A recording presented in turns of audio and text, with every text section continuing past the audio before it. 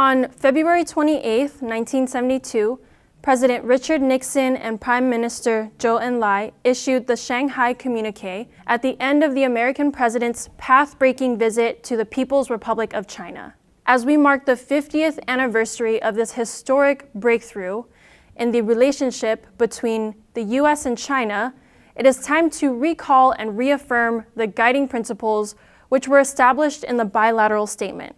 What exactly is in the Shanghai Communique? In 1971, over 20 years of no diplomatic or economic relations between the U.S. and China, China extended an invitation to the U.S. table tennis delegation to come to Beijing during the 31st Table Tennis Championships in Nagoya, Japan. This is referred to the ping pong diplomacy, which paved the way for the reestablishment of U.S.-China relations. A year later, the joint U.S.-China Shanghai Communique was signed on February 28, 1972. We heard from San Francisco Judge Lillian Singh, also the first Asian American female judge who represented the Chinese American community, welcoming the China team during the ping pong diplomacy. The ping pong players' slogan was "Friendship first, competition second." This brought 40 years plus of U.S.-China friendship and growth, peace, and economic prosperity and educational exchanges between the two countries. Today, as we marked the 50th anniversary of the signing of the Shanghai Communique, this is especially important.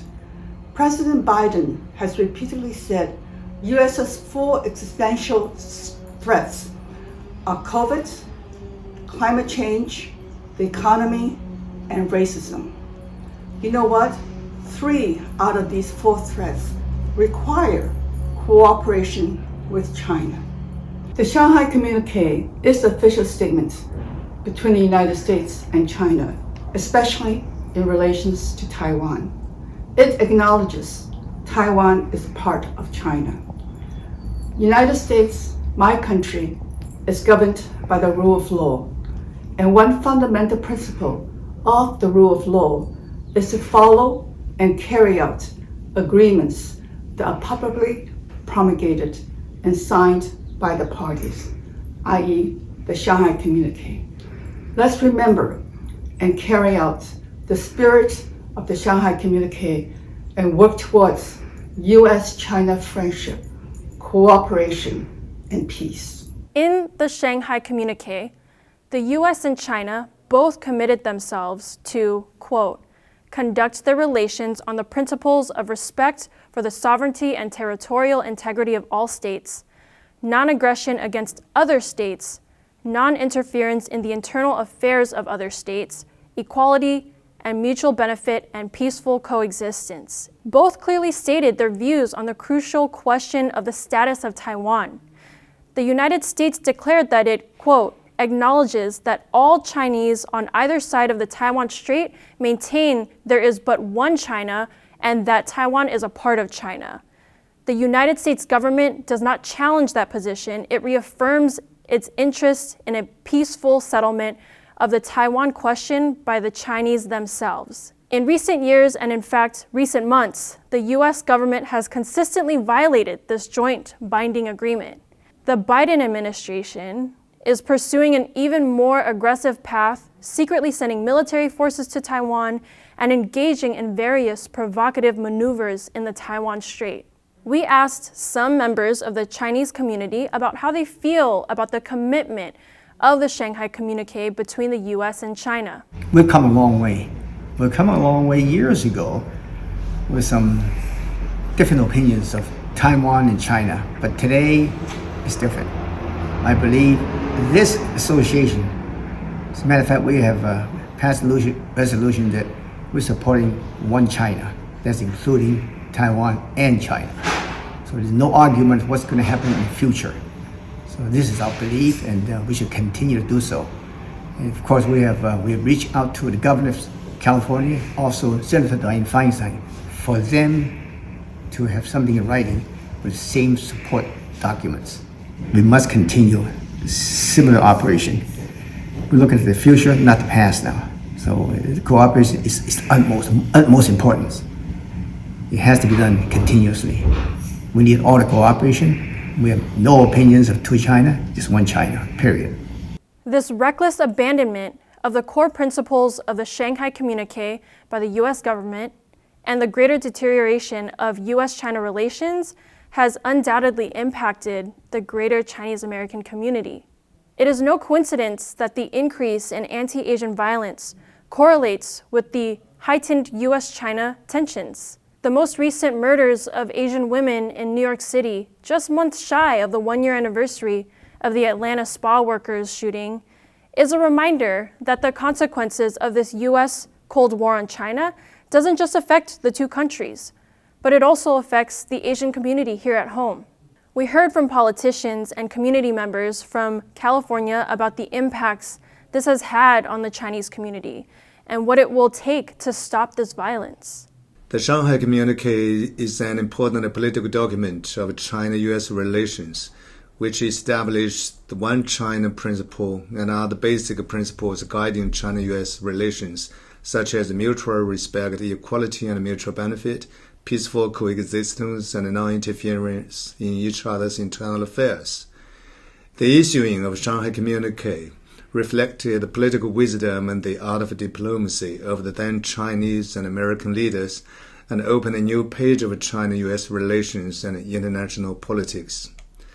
50 years later, today, the China-U.S. relations have come to a new crossroad. I hope China and the United States would work together to continue the strategic vision and political courage of the elder generation of Chinese and American leaders and implement the consensus reached by President Xi and President Biden last year to bring China-U.S. relations back to the right track as soon as possible. The danger to ethnic minorities whose country of origin is at war with the United States is real. We have seen Japanese Americans taken into concentration camps during World War II and Muslim Americans stereotyped as terrorists during our war on terror.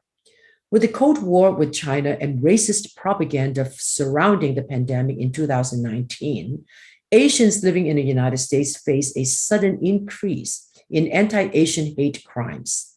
In San Francisco, where I live, the hate crimes against Asians increased by 300%.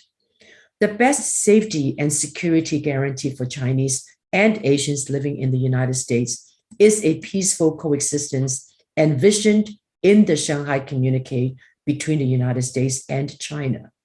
In that binding agreement, United States and China agreed to mutual respect, a guarantee of sovereignty rights, and non-interference with the other's domestic affairs. And clearly and without any ambiguity, the United States acknowledges the One China policy in the Shanghai Communique.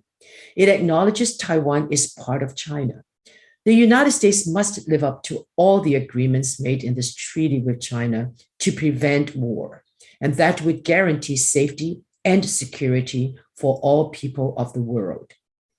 President Biden, can we have those guarantees? When you look at what has happened in the past whenever the United States has been enemies with other countries, you go back as far as World War II, not that long ago, still within living memory. The Japanese Americans were put in concentration camps, internment camps, they called them. When you look at what happened after 9/11, Muslims were harassed, they were attacked. Some of them were harassed by law enforcement and arrested by law enforcement. And yet those charges were discovered to be fraudulent in so many cases. The same thing is happening now with Chinese under the China Initiative. We're repeating history, and we mustn't do that. That creates anti-Asian hate, just as it did hate against other minorities in the past. This is bad for both countries and bad for the future of the United States. Peace and cooperation are the best way forward for everybody. On the 50th anniversary of the joint U.S. Shanghai Communique, We remember the importance of this historic agreement signed in 1972. It created opportunities for expanding peace and prosperity. Even after all these decades, that spirit of cooperation and openness is more important than ever. If we are to fight crime and discrimination locally, we must remember and honor the meaning and spirit of the joint communique. We must work together for safety locally and for peace globally. As American people continue to face increasing economic hardships, climate change disasters, and the ravages of COVID-19, the United States government has moved rapidly to expand the already bloated military budget to confront China, diverting resources from much-needed programs here at home. We, members of Pivot to Peace, call upon American political leaders of both parties to publicly affirm their respect for the principles embodied in the Shanghai Communique. Pivot to Peace is dedicated to educate and build public support for peace between the United States and China. We reject the new anti-China Cold War because we believe in a shared future of mutual prosperity and cooperation with China. We urge U.S. politicians and the American people that we must turn away from a path that leads us to confrontation and reorient America's relationship with China in a positive, constructive direction. The interests of the American people will be better served by cooperation with China. We seek a mutually beneficial future in prosperity, in addressing climate change, and in reducing the global menace of militarism and war. We say, honor the joint U.S.-China Shanghai Communique. We need peace and cooperation, not war and confrontation with China.